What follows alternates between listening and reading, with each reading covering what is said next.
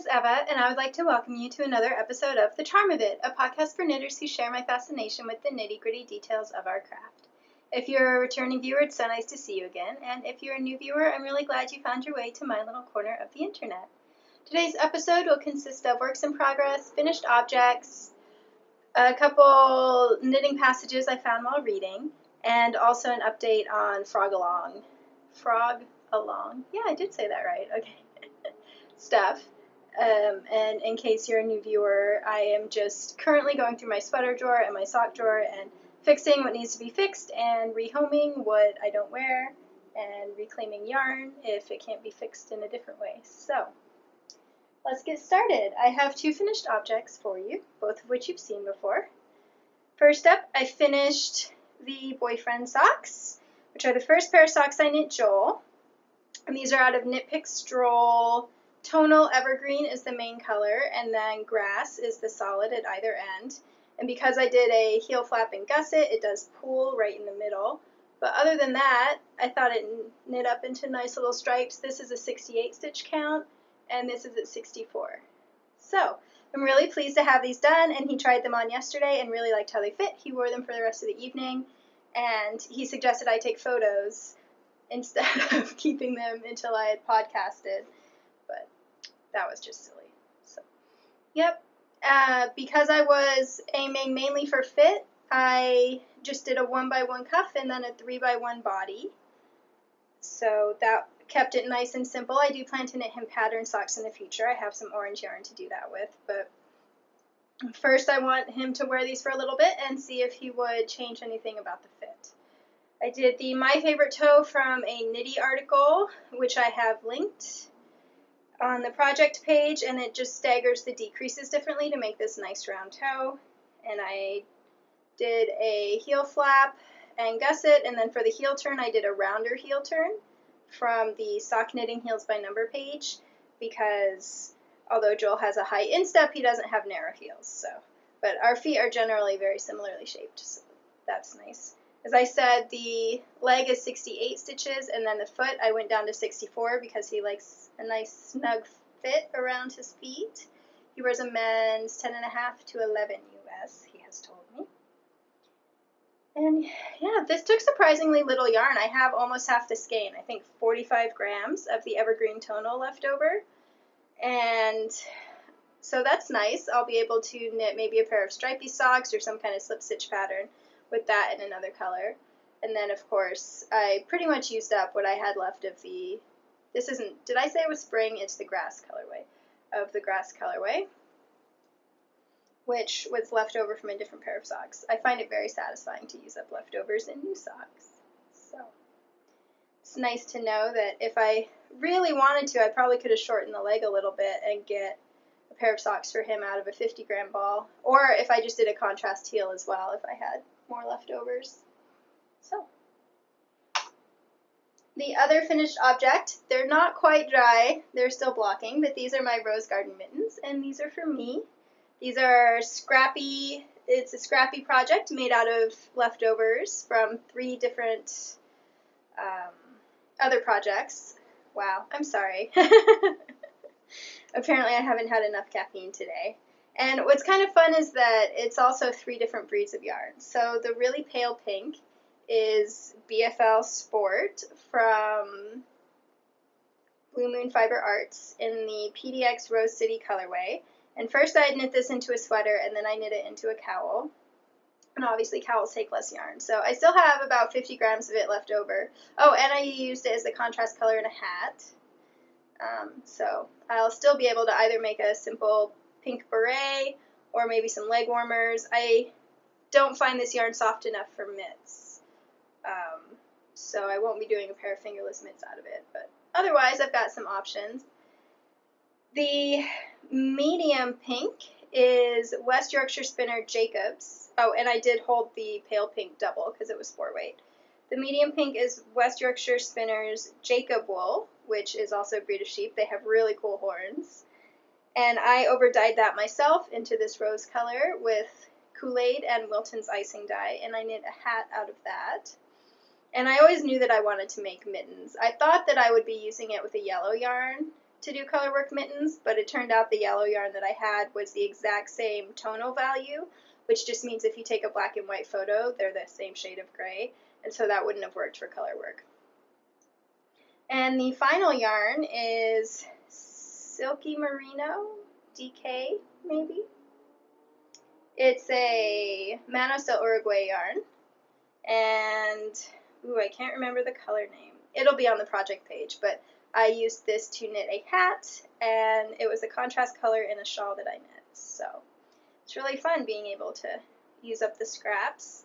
And it really didn't take that much of each of the colors, so that was cool. It took the most of the rose color because I also used that as the cuff and that kind of thing, just because I had the most of it and I knew I wasn't going to use it for anything else. I used the merino silk blend for the cuffs because that was the softest one, and my wrists are one of my more sensitive areas. But even though it's wet, I will go ahead and put it on. I really love how these turned out. When I was knitting them, I wasn't sure, especially about this area. It still looks a bit random to me. I don't know. Maybe it's supposed to be like evergreen trees. I don't really know. Anyway, but as a whole, I love how they look kind of scrappy and homey and, I don't know, like almost like a shabby chic quilt aesthetic. So I'm really excited to get to wear them this winter. I adapted the mitten number 19 from the Advent mitten calendar pattern, and I'm pretty sure that'll sit flat once it's all the way dry. Anyway, which is made for fingering weight yarn, so I just knit this at a worsted gauge, and the stitch count, as you can see, worked really well for me. This is 48 stitches, which is my preferred stitch count for worsted weight mittens. The length, I did end up having to take out a set of rows between these two, and I just wrote that in on the project page, which rows I skipped in case you want to adapt it as well. I really like the way this top looks, and I followed that according to the pattern. And I think that this is the kind of top I want to put on other mittens as well. I think it's lovely and round, and I find that very appealing. If you don't know, I have a tutorial on how to make any mittens into convertible mittens. And you do it with an afterthought method, which means you don't have to worry about disrupting the color work, which is really nice. So that's what I did here. And as you can see, I don't bother to do individual fingers on the cuffs, and that's just because usually I've got the tops closed. I'm only opening them when I need my fingers, so I don't really find that I need extra insulation. I also did an afterthought thumb. The pattern is written for a really lovely gusseted thumb that grows in the pattern, but because I had changed the cuff. Oh, that was the other thing I changed to the pattern. I changed the cuff. And I left out the number, obviously.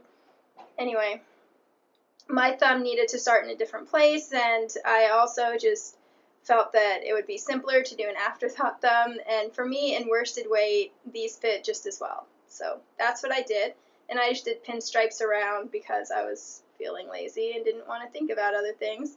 In retrospect, I should have done a check. That would have fit in much better, so instead of doing like columns, just staggered them, but I still think that they look nice. I don't know why I'm talking so quickly, but that is that project, and I'm really pleased with how they turned out. It has definitely inspired me to make sure I'm using my scraps and do fun multicolored projects like this. Like everything doesn't have to be super planned and that kind of thing. So, because I cast these on a whim. It'll be nice to have a new pair of mittens. I wear them a lot in the winter, and we have quite long winters here, so. Thought I would take a break before talking about my works in progress and instead share the knitting passages from books that I've been reading. So this is from Spinning Silver by Naomi Novik, which is an incredible book. It is a historical fantasy novel inspired by fairy tales, and I don't want to tell you more than that because I went into it not knowing anything, and I really loved watching how it unfolded. She's one of my favorite authors. She wrote the alternate historical fantasy Napoleonic Wars series. It's the Temeraire series, and it's the Napoleonic Wars, but in addition to naval battles, there are aerial battles using dragons, and whatever you're imagining, it's even better, especially as the series progresses. So she's very good at always making sure that marginalized characters have a voice and appear in her historical fiction. And that's something that I really value, that it's not just some kind of whitewashed, even when it's set in Eastern Europe like this one is, it's not just a whitewashed, fuzzy ideal of, oh, back in the olden days everything was fun. That's not the kind of writing that she does. And she's also very good at making you love characters even if they're flawed, and also just really capturing true emotions in this beautiful way that isn't saccharine at all, but really kind of tugs at your heartstrings. So you should definitely read her books if you have not read them before. So here is part of Spinning Silver. I found the knitting lying on the cot. It felt different, and when I unfolded it, the piece was the same size as I had made, but it had all been done over from the beginning. It had a pattern in it now, a beautiful design, like a raised vine with flowers that I could feel with my fingers. I had never seen anything like it, except for sale in the market for money, and not so fine either. I unraveled some of it to try and see how the picture was made, but each line was so different, the stitches changed so much from one to another, and I couldn't see how to remember which one was next. Then I thought, of course, it was magic. I took a stick out of the fireplace with one end charred, and I used the magic that Miriam had taught me. I started at the beginning of the vine in the first row, and I counted how many of a stitch there was in a row, and I wrote down that number. And if it was a forward stitch, I put a mark above it, and if it was a backward stitch, I put a mark below. I had to make some other marks, too, when stitches were brought together or added. I had to make my numbers small as if I were writing in Miriam's book. There were 30 rows, all different, before I came back to the first one. But when I was done, I had the whole picture there on the floor, turned into numbers. It looked very different. I was not sure I believed it could really be the same thing. But I remembered how those little marks in Miriam's book became silver and gold, and I took the knitting and I began to add on another row. I did not look back at the picture while I worked. I thought I had to trust the numbers. So I did, and I followed them for all those 30 rows, and then I stopped and I looked at what I had done, and there were all the vines and leaves just as beautiful, and I had made it. The magic had worked for me. So I really loved that passage because it's about math and knitting and charts, and I don't know, it made me very happy. There are quite a few fiber-related passages in this, so let's see. I thought that I would pull up another one to read to you. I'm not going to read them all just because there's too many of them, which you might expect from a book called Spinning Silver. I hadn't bookmarked the passage that I wanted to share with you because, as I said, Naomi Novik is very good about not over-romanticizing the past. So this is from the point of view of a different character, Margrethe. Not sure if I'm saying that right. I had to search for the passage I wanted to show you because I'd forgotten to bookmark it. But I wanted to read this one just because Naomi Novik does not over-romanticize the past. And so this is from the point of view of a different character who's an old woman who has been doing needlework all of her life, but she also has pain in her hands. So Edita took another small sip of her cup and said to me in a thoughtful tone, "What about that tablecloth, dear Margrethe? Do you remember the present for the wedding of the boyar's daughter, and then nothing came of it? It was such lovely work."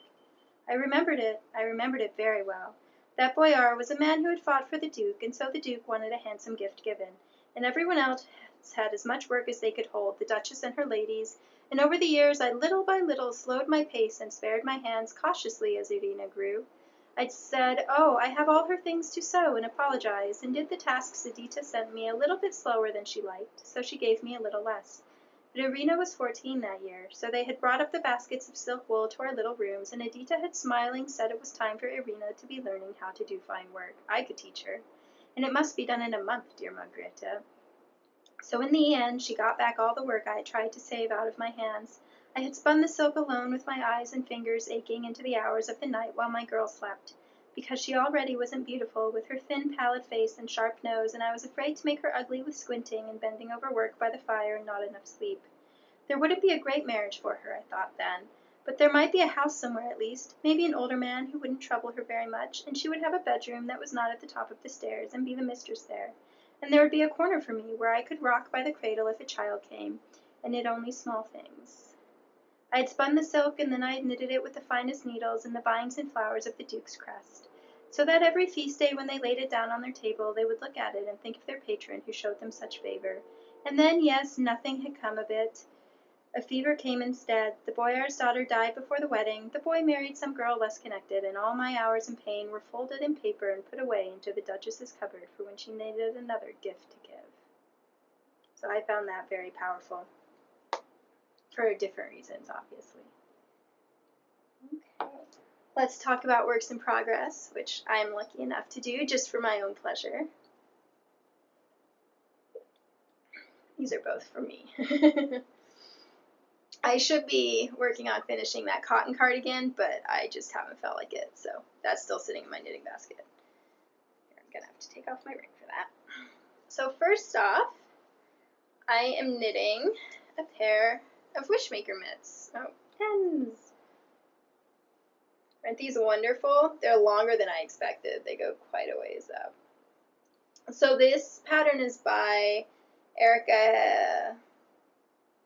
I can't remember her last name. I know her first name is Erica. And she did the moth mitts that I knit last year and that have become really popular in the knitting online knitting world. I can't remember what their actual name is, but hopefully you know the ones I'm talking about. And so this is a different pattern of hers that I've had in my library for a year, and I've really been wanting to knit it. I mentioned it in the imaginary knitting section when I guest podcasted on Imagine Landscapes a couple weeks ago.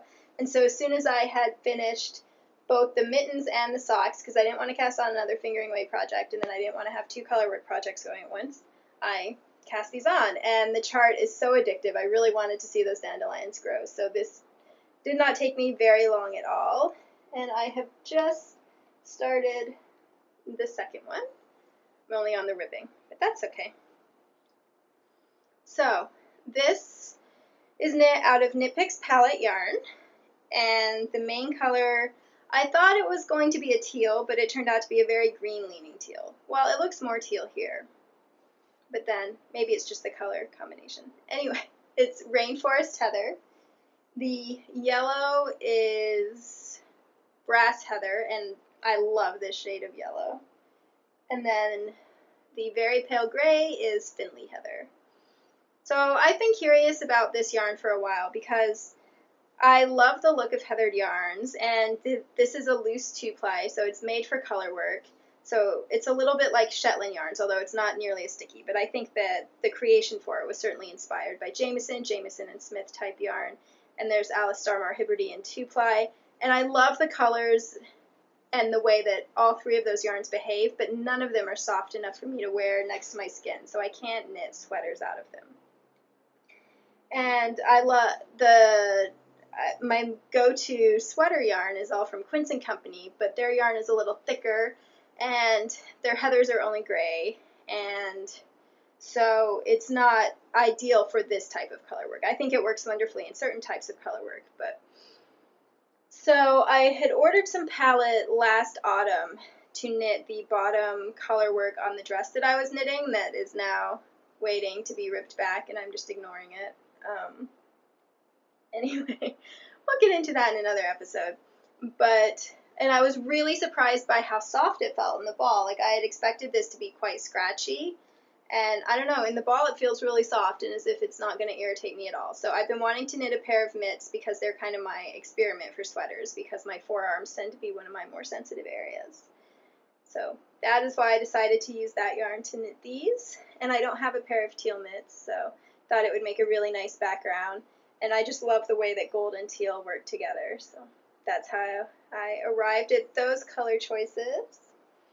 And yeah, I'm absolutely delighted with this. It'll look even better once it's blocked, of course, because there's a little bit of puckering going on here, but she just makes the most beautiful charts. She has an art background, and I think you can really tell the way that she uses her color combinations and her charts. This one I expected to be fiddly, but it was actually quite simple to do. It's a really cleverly designed so that, except for right at the beginning, there's a long stretch, and of course that's where you're starting your yarn, so you can skip that one. But very quickly, there really aren't long stretches in this chart. And where there are, kind of up towards the top, there's always a speckle in the row below that you can really easily catch your light colored yarn in. So it turns out to be a much easier, less fiddly chart than I expected. Sorry, I haven't woven in my ends yet. And then I really like the pattern on the palm too. I think it's really beautiful, and it also kind of echoes dandelion seeds to me. And I think it's really cool how the thumb matches the palm on this side and then the dandelions on that side. And I knit this pretty much according to pattern. I did cast on fewer stitches just for the ribbing. I cast on 56, whereas the rest of the cuff is 64. And I am going to rip out this ribbing and decrease those stitches down to 56, just because I don't like it when mitts flare out, because then the wind gets in. But otherwise, yeah, I knit this to pattern, and I think it's absolutely beautiful. It's got a little seam on both sides. And I cannot wait to have a finished set. And I think, at first I was a little surprised by the longer length, but I think it'll go really well with the 3/4 length sleeves. So I'm hopeful that this yarn might be workable as a sweater for me, and of course it's very affordable. But I'm going to wait and see. We've been having a heat wave here. Today is one of the first cooler days. So obviously when I first tried this on in the heat, it felt itchy, because all wool itches me in the heat. So, and I want to block it first, because I know that sometimes yarns soften with blocking. But yeah, I absolutely love the heathered colors. I have ordered a couple of the solids as well, wherein they didn't have a heather in the shade I wanted, and I don't care for the solids as much. But for the heathered, I think this is a beautiful yarn. And if nothing else, I can make a lot of tams with it if it turns out to irritate my skin. I think this chart would make a wonderful sweater as well. You could gradually spread out the dandelion seeds until they were pretty much gone. But the thing is, it's quite long. When I was imagining a sweater out of it, I hadn't realized how long it was. So since I like cropped sweaters, the dandelions, I'm holding it at my waist now, and you can see that the dandelions would come up quite far. So I'm so pleased with these. And the other project, as I said, is also for me, and it's a pair of Legwarmers. I have found that I really enjoy the 2 pairs of Legwarmers that I own, and I wear them quite a bit, so I knew that I wanted another pair, and I really wanted them to be striped. So for Christmas, I got 2 skeins of Quince & Company Lark in Iceland Heather and Kittiwake Heather. And I just made up this pattern. It goes really quickly because it's the worsted weight yarn, and I cannot wait to wear these and have little stripy legs. So the stripes are just 3 rounds by 3 rounds each, and I started at the ankle, and I used a tubular cast on with 1x1 twisted rib, but I think that was kind of a mistake because I wanted the ankle to be nice and snug, so the tubular cast on, since I had so few stitches, was a little tight, and it barely got over my heel. I kind of forgot that Legwarmers need to get over your heel the way that a sock would. So now the tubular cast on is a little stretched out, and I don't think it looks as nice, but I still think it's a great cast on, so I don't really regret it, but I didn't use the tubular bind off up here because of stretch issues. So in addition to the stripes, I decided to just put a little bit of color work at the bottom and the top, as you can see, and I found this chart in the Alice Starmore Fair Isle color knitting. It's just a 6-row chart, and then I put 2 rows of plain on either end. I liked kind of the bold graphic look. I thought that it went well with the stripes. And since in my mind witches wear stripy stockings, this was a little bit witchy to me. I don't know. It looks like vines. It looks like I could be in a cottage. And then up at the top, I started with gray, the light gray for the ribbing, and then I just knit until my scale said I had, I think, 27 grams of yarn left, because I started with 50 of each. And then I added the dark gray and also knit to 27 grams.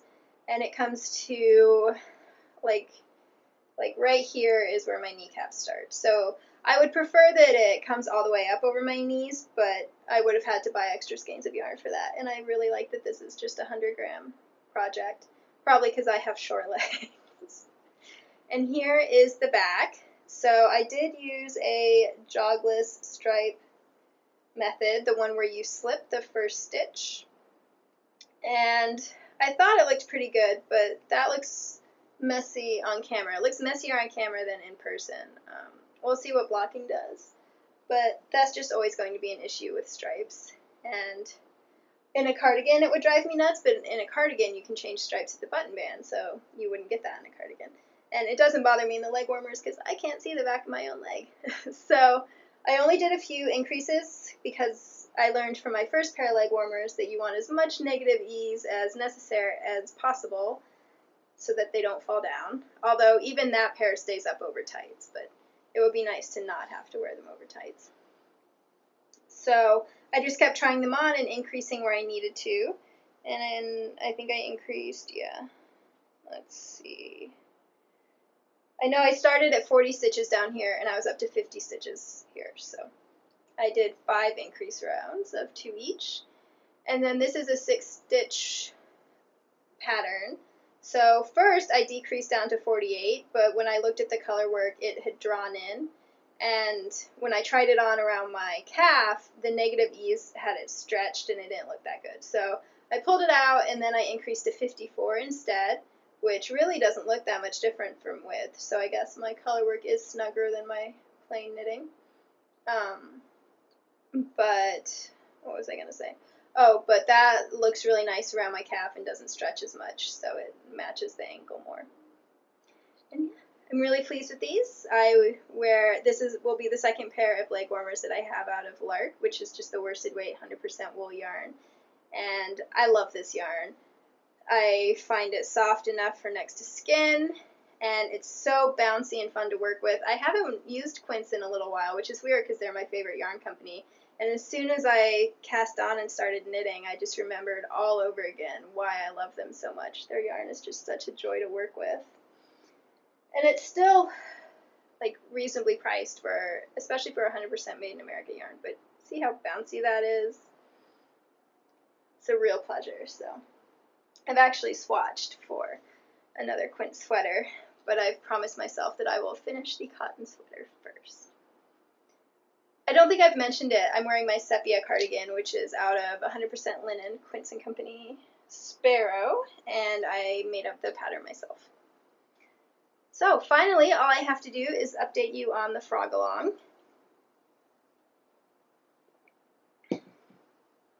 Obviously, we're into September now, so my idea that I could do all of this in August was very misplaced, but that's okay. I'm just going to keep plugging away at it. So first, I found a clasp for that Market Day vest, and so I was really excited about that. I bought 2 different clasps so that I can decide which one goes better, but then I left them at Joel's, so I wasn't able to work on it that week. But so now all I need to do is pull out the button band part of the vest and re-knit that up. So I should have that done by next week. I'm really pleased about that. Then my Odile cardigan, which is the Swan Colorwork yoke cardigan that I knit, I think I finished it in May, and I want to pull out just the yoke, and not the whole yoke, just the swans, and re-knit those on a smaller size needle. So when I knit that sweater, I actually knit the yoke twice, and I hadn't unraveled the extra yoke, so I went ahead and unraveled that this week, and that yarn is hanging to dry. So once I unravel the swan part of the finished sweater, which of course I'm going to have to take the button bands off too, so that's why I haven't done that yet, I'll already have fresh yarn ready to just start knitting with the swans. So I count that as a win. And finally, just today, I went through with my socks and found the ones that I need to darn. And there are 3 pairs that have holes of various sizes, in the toes actually, not the heels. So I need to start knitting socks with reinforced toes. And then another pair, one of the socks I noticed has a weak point, so I want to just reinforce that weak point before it becomes an actual hole. So that's what I've done this week. Nothing really to show you, but I'm still plugging away and not neglecting those things just in favor of shiny new things all of the time. Let me know what you've been doing with your frog along. And that is the podcast. Thank you so much for tuning in. If you would like to keep up with me in other places, I am on Instagram, and Ravelry is the charm of it, and I'm fairly active on Instagram. And, before I let you go, a few administrative things. The Gnome Knit Along is over, so I'll be drawing my prize for that soon. I'm also going to be drawing to find out who gets the gray cardigan that I'm clearing out of my closet. The pets are fine. I've gotten a couple questions about that. They are not joining me because it's been really warm, and also just because Thistle isn't allowed to jump up and down off furniture anymore, and so it's just simpler if I sit in the chair by myself. But they are perfectly happy. Thistle is napping on the couch, and Moth is napping in the closet. I don't know why she likes the closet so much lately, but she still comes out and snuggles a lot, so they're doing great. And I also wanted to mention that in addition to doing a knitting podcast here on my YouTube channel, I've decided to start doing board game reviews as well, just because it's something that I'm really enjoying, but I'm also new to the hobby, and I feel like it might be nice for other people who are thinking about getting board games but are also new to have reviews by someone who is kind of in the same boat as them. Because I remember when I first started watching reviews of board games on YouTube, I felt like I didn't have the knowledge base necessary to understand those reviews. So the first one of those should go up next week, and if you're interested, I would love for you to tune into that as well. I hope that you have a wonderful time until the next time I see you. Bye!